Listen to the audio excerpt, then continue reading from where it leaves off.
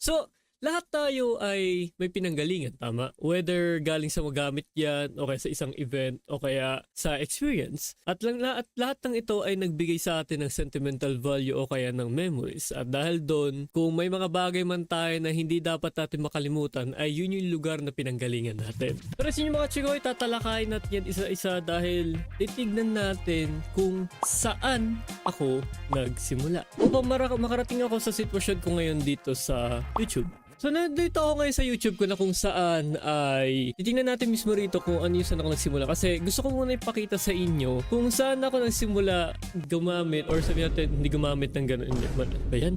Ipapakita ko sa inyo kung anong klaseng device ang ginagamit ko noon para makagawa ko ng mga first ever na video ko, which is dito sa pinaka-oldest, which is itong mga to. Naka-private na po yung video na yun dahil hindi siya like, alam mo yung sobrang daming mali noon to the point na ang daming ewan. At ito yun. Ito yung naka-private na po ito. So naka-froze na to in time. Ganun na nangyari dito. This is 8 years ago. December 10 and 2015. So ano yung ibig sabihin dito? Kasi gusto ko ipakita sa inyo kung ano yung gamit na ginagamit ko. At kung titignan niyo yung quality nito, hindi siya nakakatuwa. At ang napakalabo po talaga ng video na ito. At the reason ko ba nandito kasi gusto ko makita kung anong klaseng phone ang meron ako. Dahil alam ko Cherry Mobile yun. At nakita ko ata rito yung ano ng phone ko, yung about phone nito. Yan. So ito siya.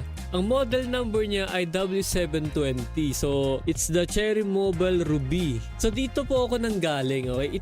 Dito po nanggaling yung ano ko.